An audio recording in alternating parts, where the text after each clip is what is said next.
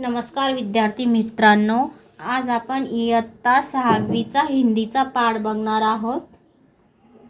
पाठाचं नाव आहे मेरा अहोभाग्य। पाठ आहे 6वा। पाठाचे लेखक आहे चंद्रगुप्त विद्यालंकार। जन्म 1906, रचना आहे संदेह, मेरा बचपन, न्याय की रात, मेरा मास्टर साहेब, चंद्रकला, पगली, 3 दिन, भय का राज्य, देव और मानव आदि। परिचय। अपने साहित्य एवं पत्रकारिता के क्षेत्र में उल्लेखनीय कार्य किया है। प्रस्तुत पाठ में लेखक ने गुरुदेव रविंद्रनाथ ठाकुर जी से हुई भेंट से संबंधित संस्मरण बताया है। इस संस्मरण में लेखक द्वारा गुरुदेव रविंद्रनाथ के साथ बिताए कुछ समय का वर्णन किया है। इस पाठ में शांति निकेतन के सुंदर अतिथि भवन में हिंदी वालों को ठहराया गया है। शांति निकेतन में कमरे के बाहर एक विस्तृत बरामदा है। गुरुदेव से मिलने के लिए कोलकाता से लोग आए हैं। वे बेसब्री से उस क्षण का इंतज़ार कर रहे हैं। यह इस पाठ का परिचय है। आता आपण पाठाला सुरुवात करूया। वरती दिलेलं आहे नाम तुम्हारे। चित्र देखकर उचित सर्वनाम में लिखो। म्हणजे हे जे चित्र दिलेलं आहे ते सर्वनाम लिहायचे आहे चित्रासमोर। आता मी इथे लिहून दाखवलेलं आहे। हा आहे मुलगा, त्याच्यासमोर जे सर्वनाम आहे ते आहे मैं, त्याच्यानंतर तू, यह, अपने आप, वह, जैसा वैसा, क्या। म्हणजे हे सर्व चित्रांसमोर आलेले सर्वनाम आहे आणि त्यांनी इन ब्रॅकेटमध्ये दिलेले आहे। या सर्व नामांवरून आपण काही वाक्य पण तयार करू शकतो। मैं प्रतिदिन प्रातःकाल टहलता हूँ। नेक्स्ट, तू कल कहाँ था। नेक्स्ट आहे यह फूल खिला है। अपने आप, अंकुर अपने आप उगा है। वह तुम्हारा घर है। नेक्स्ट आहे जैसा वैसा, मेरा भी वैसा है। नेक्स्ट आहे क्या, तुम क्या कह रहे हो। आता आपण पाठाला रीडिंग करायला सुरुवात करणार आहोत। फरवरी 1936 में मुझे शांति निकेतन जाना था। वहाँ एक साहित्यिक कार्यक्रम होने वाला था। मैं बहुत ही उल्लासित था क्योंकि उस कार्यक्रम की अध्यक्षता स्वयं गुरुदेव रविंद्रनाथ जी करने वाले थे। निश्चित दिन कोलकाता से हम बहुत सारे लोग शांति निकेतन के लिए रवाना हुए। लगभग 1 दर्जन हिंदी वालों का यह दल शांति निकेतन के सुंदर अतिथि भवन में ठहराया गया। यह अतिथि भवन अशोक वृक्षों के सघन उपवन के बीचों बीच बनाया गया था। बहुत ही सुंदर, बड़ी और अच्छी इमारत थी। वह जैसा सोचा था वैसा ही पाया। ऊपर की मंजिल के एक कमरे में हमें ठहराया गया। कमरे के बाहर एक विस्तृत बरामदा था। बरामदे में खड़े होकर अगर बाहर देखा जाए तो सामने ही सघन बकुल वृक्ष दिखाई देते थे। दूसरे दिन प्रातःकाल ही हमें बताया गया कि गुरुदेव का स्वास्थ्य ठीक नहीं है, अतः कार्यक्रम की बैठक में वे नहीं आ पाएंगे। मैं बहुत निराश हो गया। तथापि हमें जब यह मालूम पड़ा कि उनके डॉक्टर ने हम लोगों को केवल 15 मिनटों का समय दिया है जिसमें गुरुदेव के दर्शन तथा उनके साथ संक्षिप्त वार्तालाप भी हो सकता है, तब हमारी खुशी का ठिकाना न रहा। हम बेसब्री से उस क्षण का इंतज़ार करने लगे। हा एक मुहावरा आहे, खुशी का ठिकाणा न रहना, म्हणजे त्याचा अर्थ आहे अत्यंत प्रसन्न होना। मध्याह्न के बाद गुरुदेव की भेंट हुई। करीब 4 बजे होंगे। गुरुदेव की धारणा थी कि कुछ 2-3 आदमी ही होंगे, पर जब उन्होंने हम 14 जनों को देखा तो मजाक में उन्होंने कहा, अब मेरी क्षमता दरबार लगाने की नहीं रही, इस मकान में जगह की भी कमी है। फिर हम सबको गुरुदेव से परिचय कराया गया। बाद में वार्तालाप शुरू हुआ। चर्चा के दौरान गुरुदेव ने कहा, अब से 50 बरस पहले जब मैं कहानियाँ लिखना शुरू किया था तो इस क्षेत्र में एक आध ही आदमी था। मेरी प्रारंभिक कहानियों में ग्रामीण जीवन के संसर्ग का ही वर्णन है। उसके पहले इस तरह की कोई चीज़ बांग्ला भाषा में नहीं थी।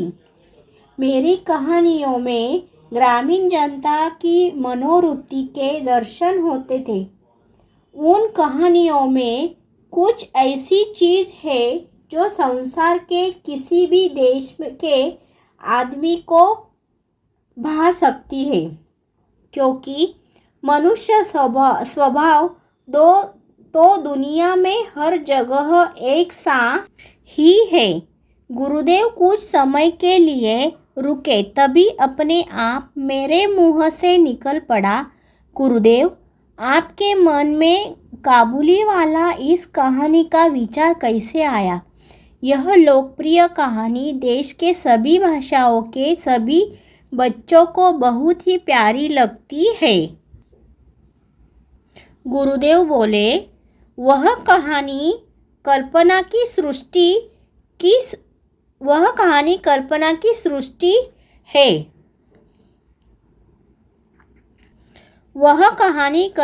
की सृष्टि है।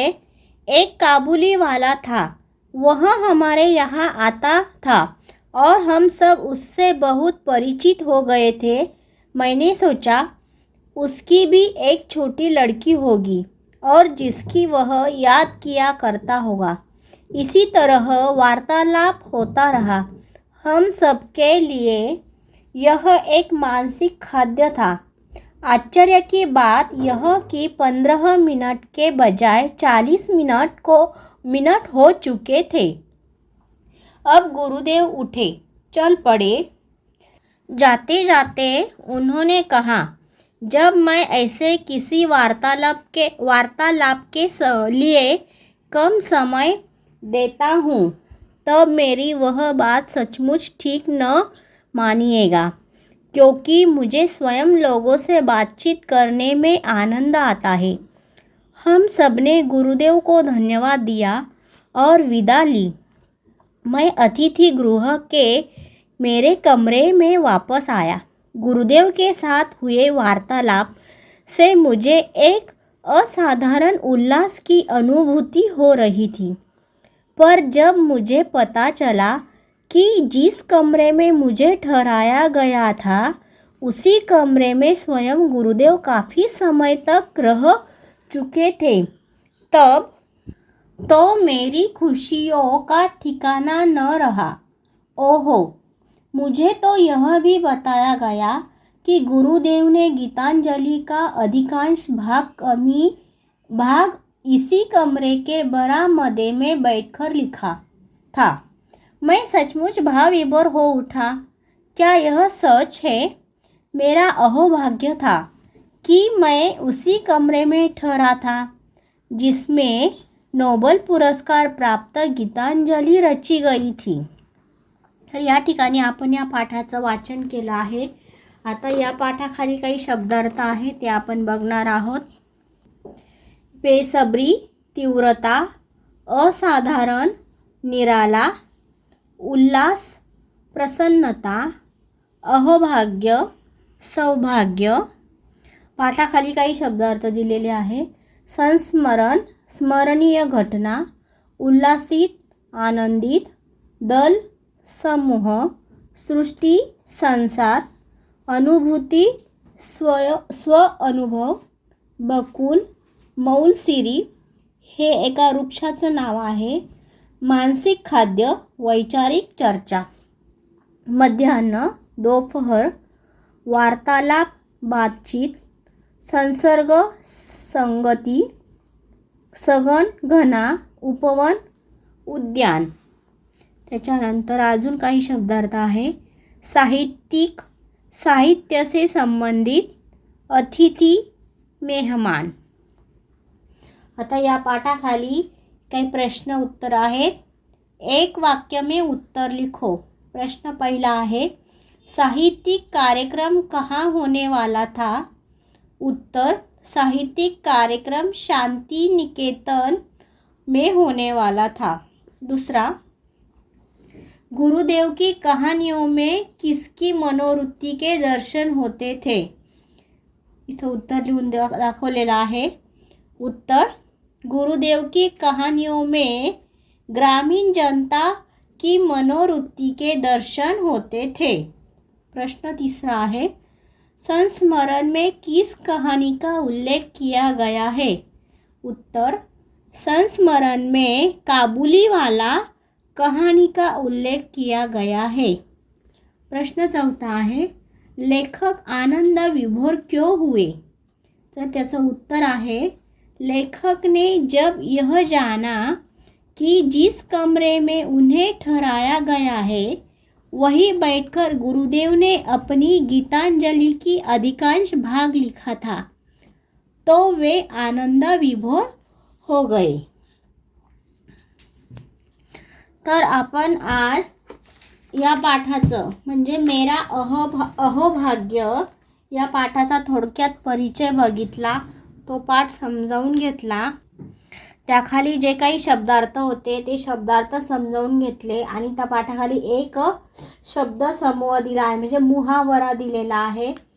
तो एक मुहावरा पण आपण समजावून घेतला आणि त्याखाली जे काही प्रश्न उत्तर आहेत 4 ते आपण समजावून घेतले. तर तुम्हाला माझा हा व्हिडिओ आवडला असेल तर लाईक करा, शेअर करा, सबस्क्राईब करा. Thank you for watching.